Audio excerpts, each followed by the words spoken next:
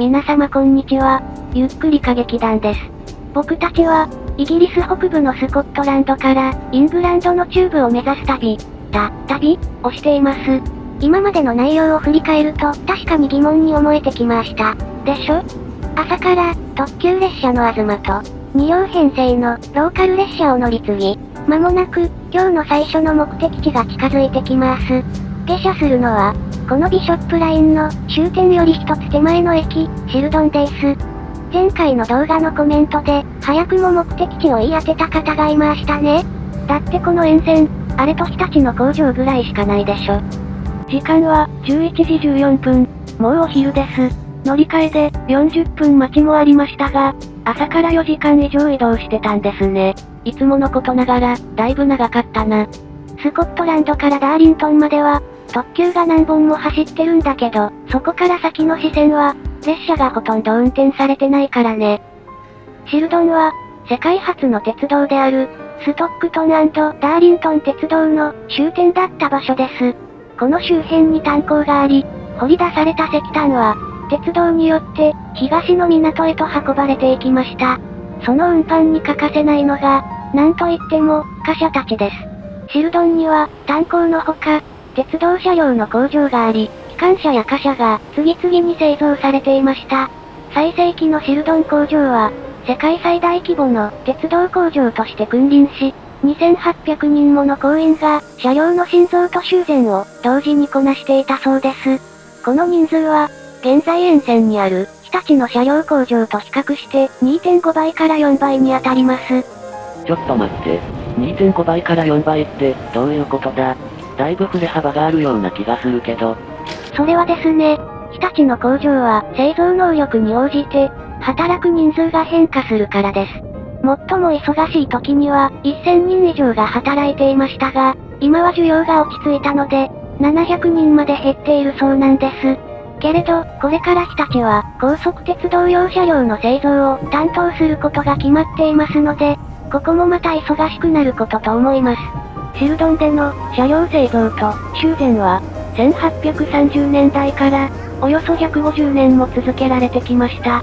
工場の所属が民間の会社からイギリス国鉄に変わった後も貨車の製造、保守の重要な拠点として機能し、時には外国で使われる車両まで整備をしていたのです。けれども20世紀後半になると、そんな巨大工場の活気に陰りが見えてきます。イギリス国鉄が整備拠点の統廃合計画の一環として、シルドンの工場を閉鎖するという案を進めていたからです。当時のイギリスは、産業革命を支えた炭鉱や鉱山の産出量がピークアウトしていたことに加え、鉄を必要とする国内の需要も減っていました。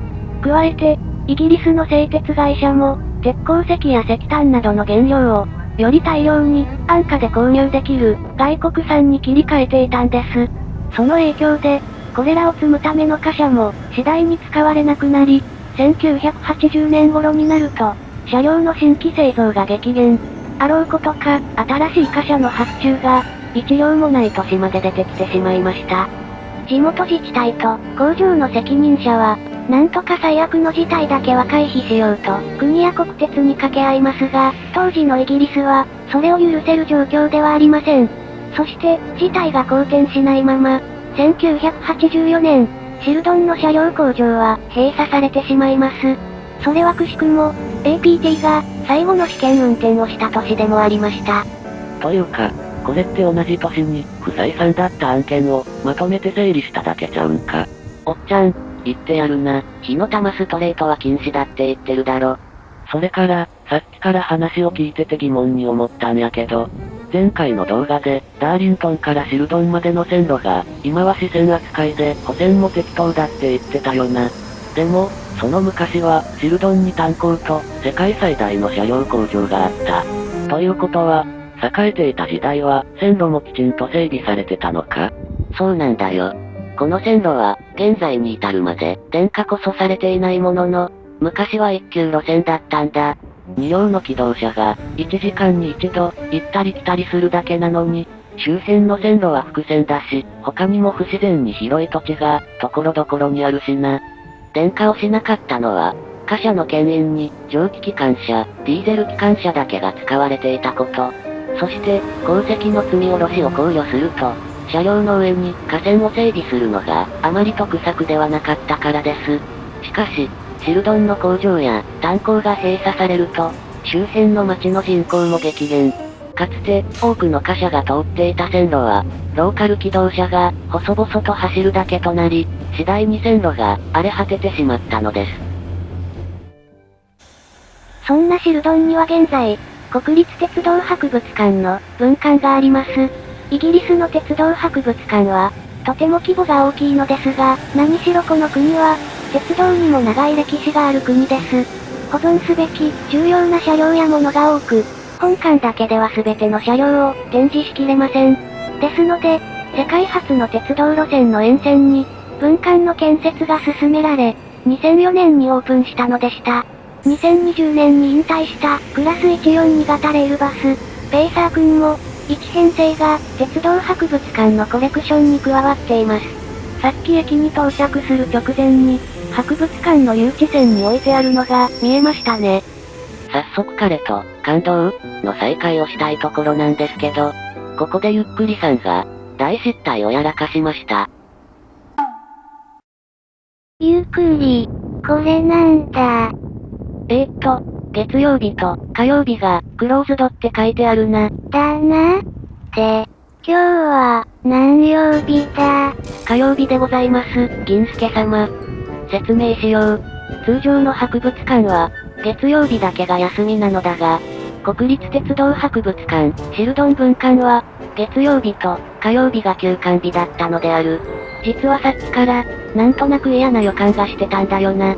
普段から閑散としている場所だけど、さっき列車の窓から博物館の建物が見えたとき、ひときわ人気がなくて、電気もついてないように見えたんだ。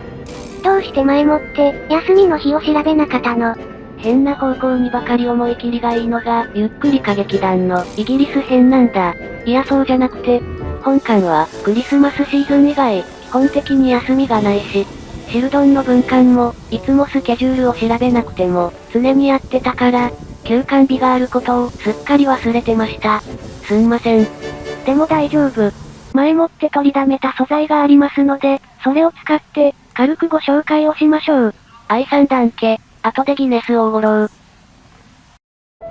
ダーリントンからローカル列車に乗り、シルドン駅が近づく頃、左手に大きく近代的な建物が見えてくる。これが、国立鉄道博物館のシルドン分館だ。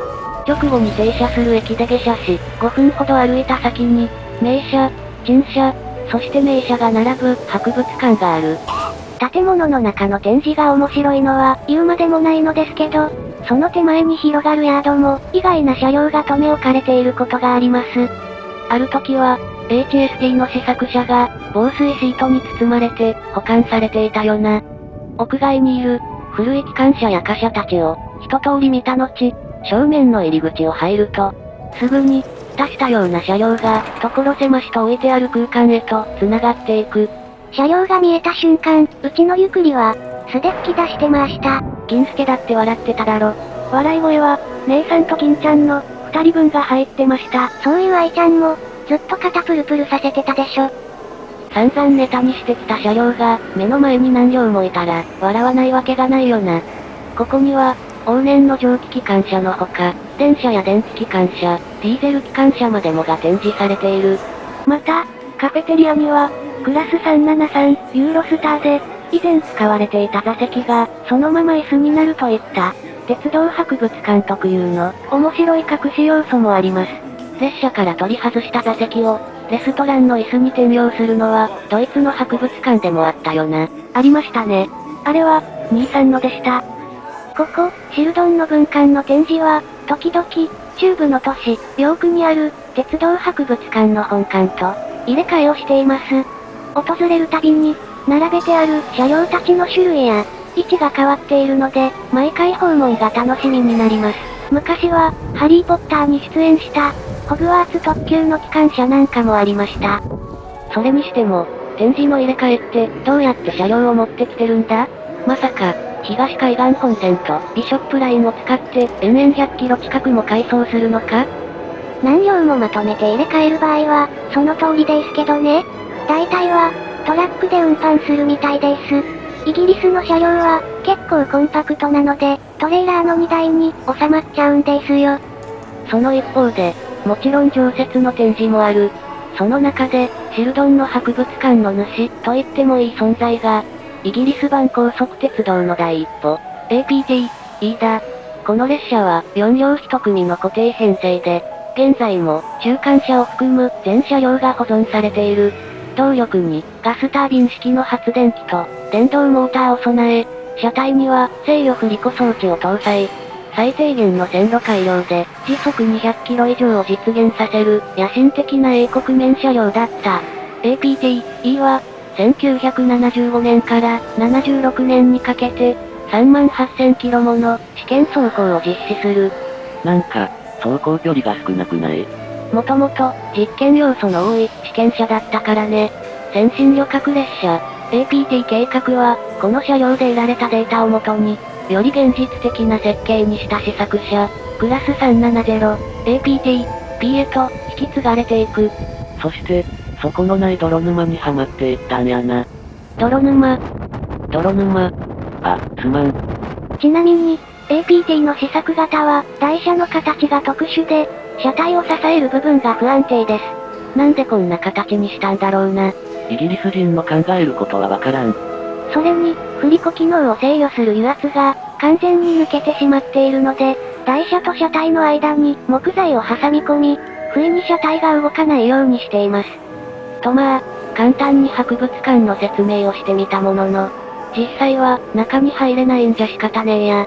その予定を前倒しして、さっさともう一つの目的地に行くか。ということで、次の、というよりも、本来の目的地である、ヨークにやってまいりました。早速、イギリス一の、鉄道博物館を、ご案内、したいところなんですが、ちょっと問題がありました。今の時期、ヨークの本館も、あまり見るものがないんだよ。なぜなら、イギリス国立鉄道博物館は、2022年から大規模な改装工事をしているからだ。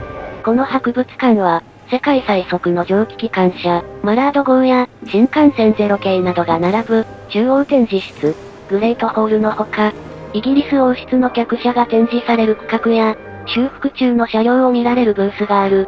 それらに加え、車両入れ替えのため、一時的に屋外に誘致したり、仮設のテント内に収蔵されている車両もいる。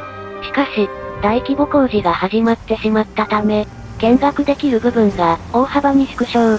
私たちが訪れた時は、中央展示室の建物だけが公開されていた。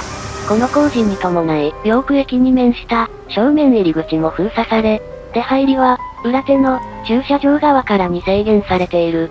新しい展示スペースや施設は2024年から順次オープンし、20年代後半をめどに完全リニューアルする予定なのだそうだ。ちょっと待って。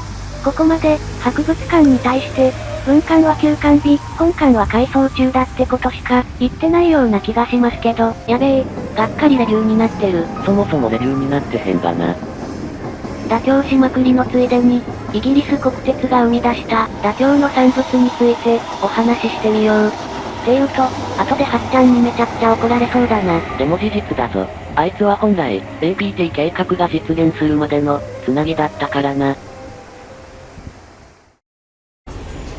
2023年8月、3年前に引退し、イギリスの車庫で保存。というより、放置されていた、HST 君の機関車と客車が、突如、大西洋を渡る貨物船に乗せられました。行き先は、中米、メキシコです。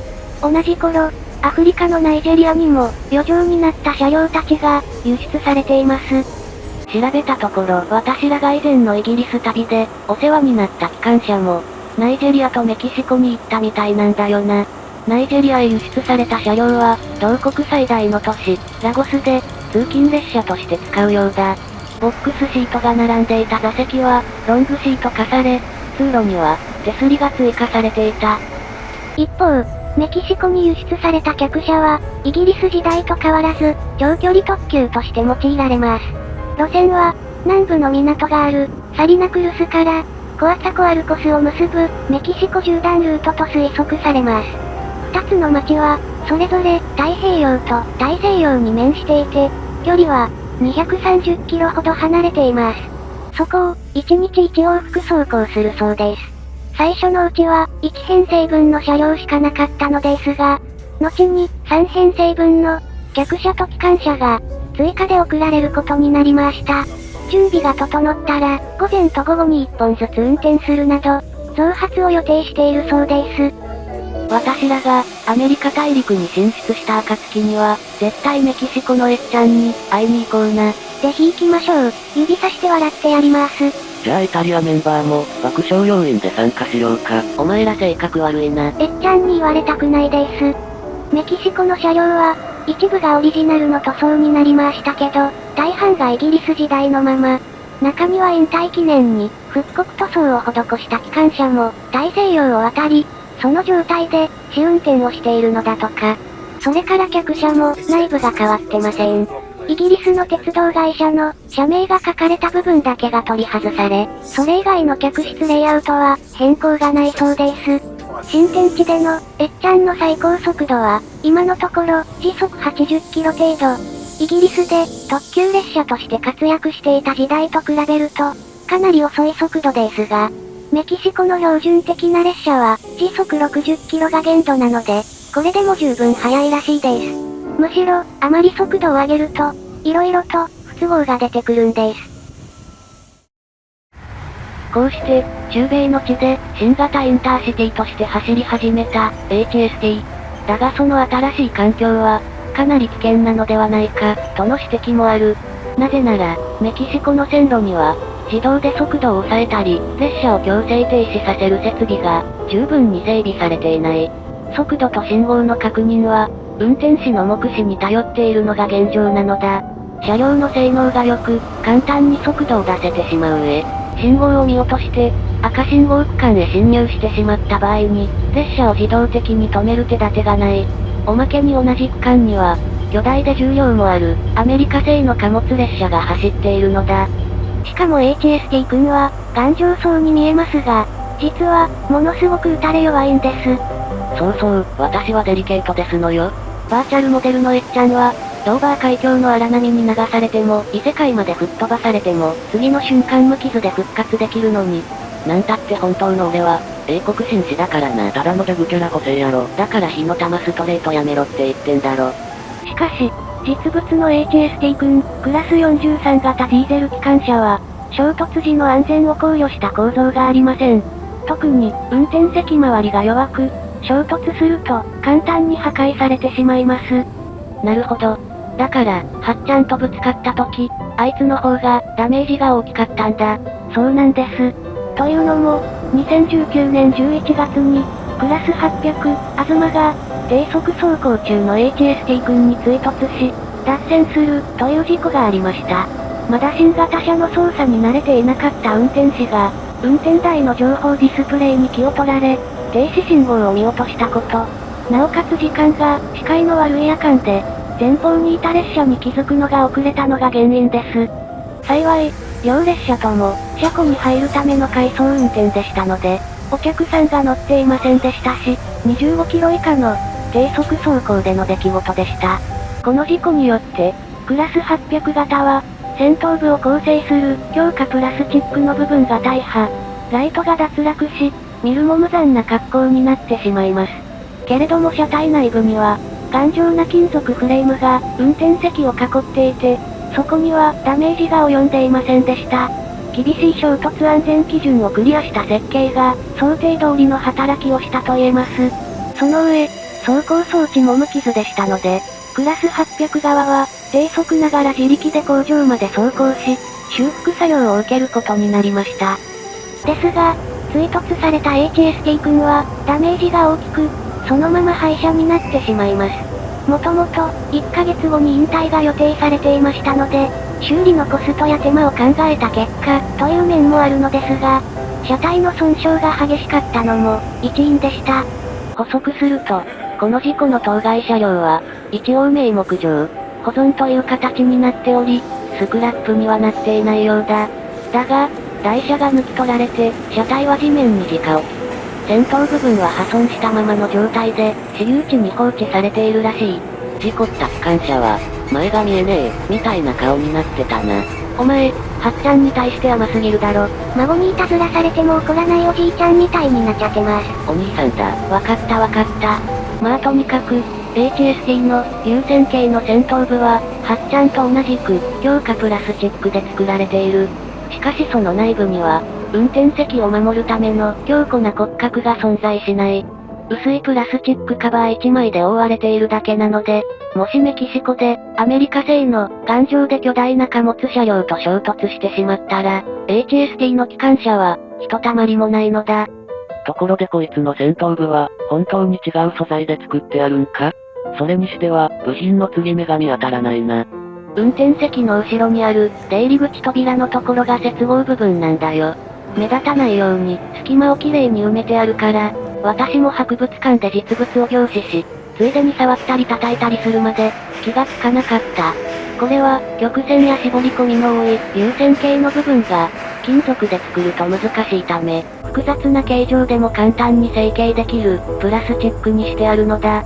この点は、破損した先頭部の交換を考慮して、あえて分割構造にした、現代の高速列車と、考えが違うところだな。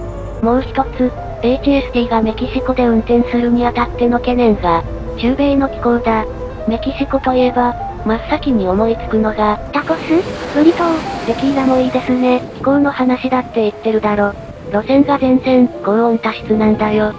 何しろ、北側の終点、コアツァコアルコスですら、アメリカのリゾート地、マイアミよりも、さらに南にある。そこを、ICE のエアコンと同じくらい、暑さに弱い、HST が走るのだ。列車の速度は、イギリスの都市間特急より、はるかに低速なので、走行装置の負担はあまりないと思われるが、客室の冷房装置は、常時フル稼働になる。そうなると、空調がすぐに故障してしまうのではないかと、心配されている。ゆっくり、えっちゃんって、そんなに冷房が弱いの？だってイギリスは、冷涼な気候で、あまりクーラーがいらないからな。最近は、摂氏40度近い熱波に襲われることもあるけど、HST が登場した頃は、今よりも夏の気温が低かったので、冷房の出力も少なかったんだよ。などと、心配なところを、ざっと紹介してみたけど、詳細はまだつかめてないんだよな。となるとやっぱり、レッツ現地調査やな。どうでもいいけど、ゆっくり、前の動画のコメント返しで、今回は蒸気機関車特集をしますって、偉そうに言ったのに、見返したら、あまり触れてないような気がするんだけど。すんません。APT と、えっちゃんの話で、だいぶ時間を取っちゃいました。蒸気機関車は、内容をパワーアップさせて、次回へ持ち越しですな。ということで、行き当たりばったりの、イギリス特集は、もう少しだけ続きます。そもそも、イギリスに来た理由の一つに、全然たどり着けてないような。助走にこんなにかかるとは、思わなかったです。まるで、エアバス A340 の離陸みたいだね。それでは、ちょっと時間を遡ったヨークから、またお会いしましょう。皆様、APT 君と同じく、遠回りばかりの話にお付き合いくださって、ありがとうございました。